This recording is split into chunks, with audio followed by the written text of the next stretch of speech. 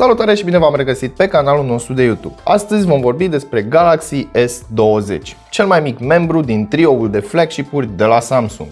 În primul rând o să-i facem unboxing, i-am făcut deja unboxing, dar vă voi prezenta ce mai găsim în cutie. Evident, vom face teste sintetice, mai puțin AnTuTu benchmark și dacă vreți pe viitor, până nu se remediază chestia asta de pe Play Store, poate aș putea să încarc un APK cu AnTuTu. În schimb, nu știu exact dacă scorurile vor fi validate sau vor fi neapărat bune. În fine, vom vedea acest aspect.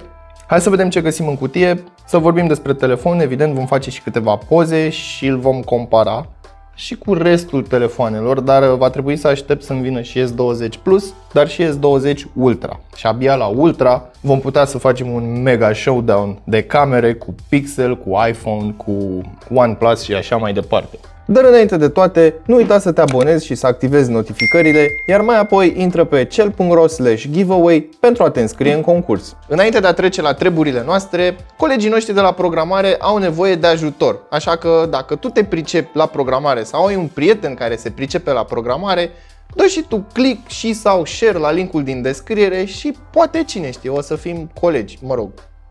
Cu ei o să fii colegi și cu mine o să fii colegi. În zona aia. Înainte de a vorbi despre telefon, hai să vedem ce mai găsim în cutia lui Samsung S20.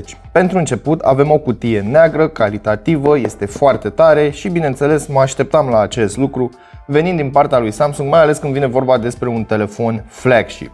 Hai să vedem și despre ce este vorba. 128 de GB spațiu de stocare intern, serial number IMEI 1, IMEI 2. Da, este dual SIM, made in Vietnam, deci nu în China.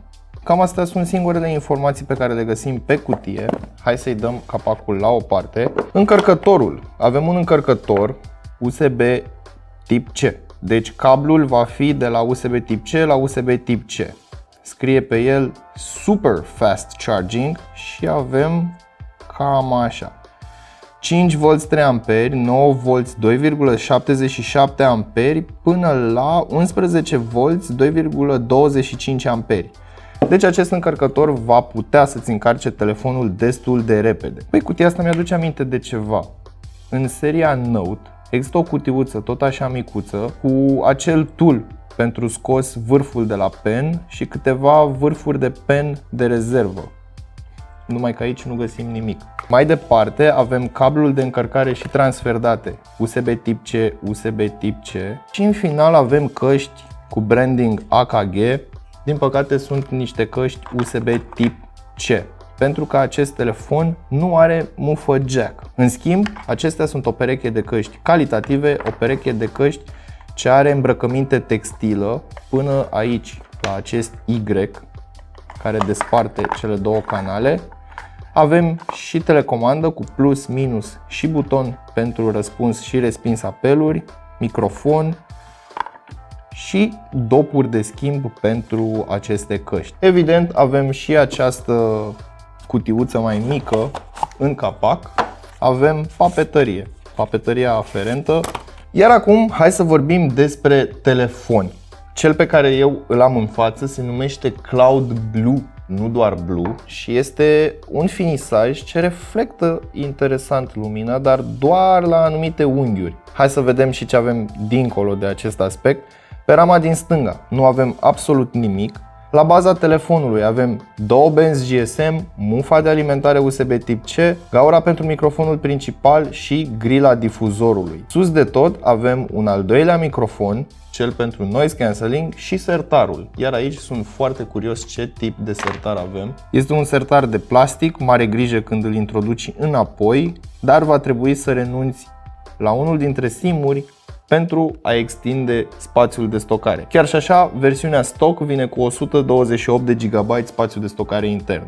Deci, cumva ar trebui să fii asigurat pe această parte, cel puțin pentru o mică perioadă de timp. Hai să mergem mai departe pe rama din dreapta, unde avem butoanele de volum și butonul de power. Pe față avem un display despre care vom vorbi imediat, pentru că Samsung a pregătit câteva surprize, însă este o surpriză pe jumătate și vă voi spune imediat de ce. Avem senzor de amprentă ultrasonic, cel pe care l-am văzut și pe Galaxy S10, modelul anterior.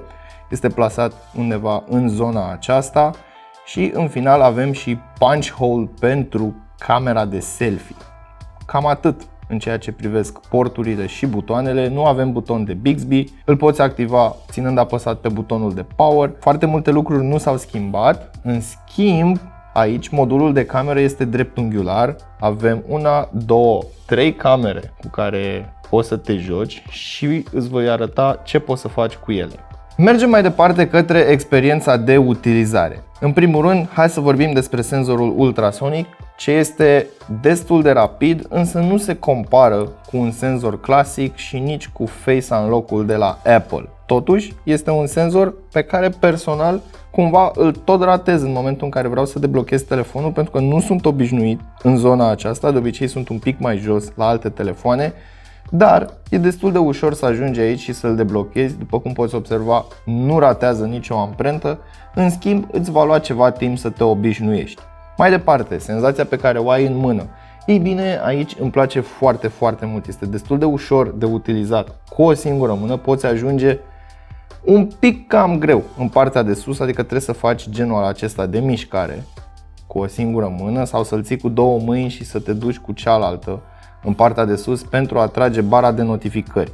Dar nu este un telefon inconfortabil, îmi plac aceste curburi de pe margine și practic telefonul nu sapă în podul palmei să simți așa că te taie ceva de aluminiu sau ceva de sticlă. Gorilla Glass 6 pe față, Gorilla Glass 6 pe spate și rama este din aluminiu. Telefonul are protecție IP68 până la 1,5 metri timp de 30 de minute. Mai departe, hai să vorbim despre display-ul acestui telefon. Avem un panou dinamic AMOLED de 6,2 inch în diagonală, o rezoluție de 3200 pe 1440 de pixeli și o densitate de 563 de pixeli per inch. Aspectul este de 20:9, este compatibil HDR10, avem și Always On Display și în final bomboana 120 de Hz. Dar mai țineți minte că am spus că este o surpriză, dar o surpriză pe jumătate. Ei bine, hai să-ți arăt de ce. Hai să mergem în setări, mergem la display, iar aici avem o opțiune care se numește Motion Smoothness și poți selecta între 120 de Hz și standard 60 de Hz. Însă, nu înțeleg de ce atunci când merg la rezoluție, vreau să dau rezoluția cea mai bună pentru că de asta am un panou atât de calitativ, dau Apply și îmi va spune că refresh rate-ul se va întoarce la 60 de Hz. Păcat, pentru că uite cum se mișcă când ai refresh rate-ul normal de 60 de Hz și uite cum se mișcă în momentul în care îl dai pe 120. Este efectiv similar cu OnePlus. Dar naiba, vreau ca toate telefoanele moderne să aibă 120 de Hz, pentru că nu mai este o tehnologie atât de scump de implementat, nu mai este o tehnologie atât de scumpă. Iar acum hai să vorbim și despre performanță. Înăuntru avem un chipset Exynos 990, iar în Geekbench s-a descurcat destul de bine, după părerea mea, și anume 919 puncte în single core și 2825 de puncte în multicore, ceea ce înseamnă o mică de tot îmbunătățire față de modelul anterior. De ce? Pentru că litografia este de 7 nanometri plus. Așadar, nu prea mai avem cum să avansăm prea curând dincolo de 7 nanometri, pentru că poate să vă explic în alt videoclip chestia asta dacă vreți. În gaming, ei bine, în gaming aici stăm altfel. Dacă vrei acel eye candy, acea rezoluție foarte mare, ei bine, poți să selectezi display-ul, după cum v-am arătat și mai devreme, pe rezoluția cea mai mare. În schimb, refresh rate-ul este de 60 de Hz. Dar dacă vrei buttery smooth experience, dă-l pe 120, chiar dacă este la o rezoluție Full HD+, dar totul se va mișca incredibil de fluid, iar experiența de gameplay pe mine m-a cucerit. De ce? Este exact același lucru ca și la OnePlus, pe care l-am testat și totul se mișcă așa foarte fluid, plus că poți modifica setările jocului, iar culorile devin din ce în ce mai vivide și atunci experiența de gameplay este nemărginită. Bine, se aseamănă foarte mult cu cea de pe ROG Phone, de pe OnePlus și bineînțeles toate dispozitivele care au și digitizer foarte bun, dar și refresh rate foarte mare, plus un panou foarte calitativ. Iar Samsung a reușit să livreze acest lucru într-un telefon flagship, pentru că dacă stai să te gândești puțin, nu este un telefon nișat, cum este ROG Phone-ul, adică pentru gameri, nu are acel design de gaming care strigă gaming în stânga și în dreapta și cumva se pretează și către partea business a utilizării unui dispozitiv mobil. Iar acum hai să vorbim și despre camere. Samsung a făcut câteva actualizări și câteva modificări la capitolul acesta și în schimb cumva mă simt trist pentru că nu mai am diafragmă variabilă, cum am văzut la modelele anterioare, și nu mai pot selecta între două valori. În ceea ce privește hardware-ul, ei bine, avem 12 megapixeli f1.8 camera principală ce suportă stabilizare optică. Cea de-a doua cameră este una de tip telefoto, are 64 de megapixeli f2.0 și are până la 3x Hybrid Optical Zoom. În final avem 12 megapixeli f2.2, o cameră ultra-wide. Iar acum hai să vorbim și despre surpriza lui Samsung. Acest telefon poate să filmeze 8K, dar cu câteva mici compromisuri. Nu avem tracking autofocus și bineînțeles efectele nu funcționează. Acum dacă stai să te gândești, care e avantajul să filmezi 8K? În momentul în care vrei să editezi un videoclip, poți să faci crop, poți să dai zoom pe video și să tai o bucată din centru sau din stânga sau din dreapta sau de oriunde te interesează pe tine, fără să pierzi prea multă calitate, dar totuși trebuie să ținem cont că vorbim despre un senzor de telefon mobil. În ceea ce privește aplicația camerei, nu sunt foarte mari schimbări, în schimb avem un mod nou care se numește Single Take. Și ce înseamnă acest lucru? Ei bine, pui telefonul spre direcția subiectului, iar telefonul va înregistra un video de tip boomerang, un video fast forward, un video normal, o poză cu un filtru și bineînțeles o poză cu un crop, ca să poți prinde din diferite unghiuri acțiunea și să nu fii vreodată nevoit să zici dar trebuia să filmez, dar trebuia să fac poză, dar de ce n-am făcut acest lucru? Acum, hai să vorbim și despre calitatea foto. Din punctul meu de vedere este una foarte bună, cumva un pic către partea supra-saturată a culorilor, dar acest lucru este datorat și faptului că ecranul este de asemenea manieră încât îți saturează culorile. În schimb, am observat un comportament diferit al camerei și cumva al softului de procesare. Practic, atunci când focalizezi pe un subiect, să spunem acest stand, îți va lua ce este în prim plan în focus, iar la o mică diferență în spate, ei bine, subiectul va fi blurat. E ca și cum ai avea un film ușor în care camera face focus. Iar aici mi-aș fi dorit să am acea diafragmă variabilă, pentru că în momentul în care cresc valoarea, diafragma se închide și atunci am câmp de profunzime mai mare. Mi s-ar fi părut interesant să testez acest lucru cu această cameră, în schimb nu se poate și asta e.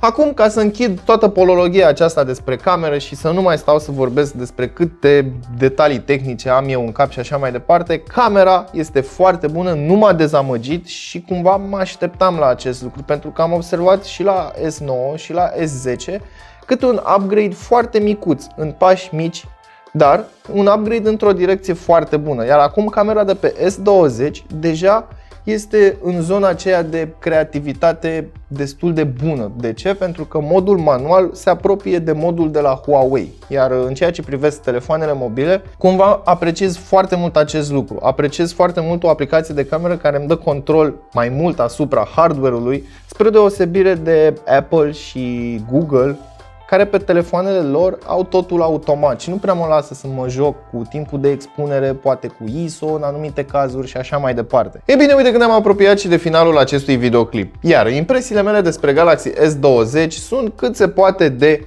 bune. Spre deosebire de modelul de anul trecut, unde am avut tot 3 device-uri, dar erau altfel puse. Era S10e, S10 și S10 Plus. Ei bine, anul acesta modelul cel mai mic sau modelul cel mai ieftin, cu ghilimelele de rigoare, este tot sub numele de S20. Dar avem S20, S20 Plus și S20 Ultra. După cum am spus și la începutul videoului, un trio de flagship-uri de unde poți să îți alegi în funcție de preferințele tale. Abia aștept să vină și S20 Plus și S20 Ultra ca să pot să le compar pe toate trei și să vedem ce are unul diferit față de celălalt. Cu toate acestea, mi se pare un flagship decent de 2020 cu specificații curente, cum ar fi ecranul de 120 de Hz. Pe partea de audio, telefonul este cât se poate de clar, cât se poate de bun, difuzoarele sunt foarte puternice, basul nu este atât de predominant ca la alte telefoane precum ROG Phone sau iPhone. În schimb, sunt niște difuzoare cât se poate de zgomotoase, nu o să pierzi apeluri, nu o să ratezi apeluri și așa mai departe. Singurul lucru care mă deranjează până în măduva oaselor este absența bufei jack. De ce ai făcut chestia asta, Samsung? De ce? De ce? De ce? Erai în inima mea ultimul telefon, ultimul brand care face flagship-uri și nu renunță la mufa jack. Pentru toți oamenii ăia puțini care au mai rămas, care încă se bucură de o calitate audio bună pe o mufă jack. Și tu ne-ai luat chestia asta. Îmi pare rău, dar pentru asta ai o bilă neagră de la mine. Cam atât pentru astăzi, până data viitoare știți ce aveți de făcut. Nu uitați să verificați descrierea pentru linkuri utile și prețuri actualizate și totodată nu uitați să vă dați cu părerea despre S20 în secțiunea de comentarii de mai jos. Salut!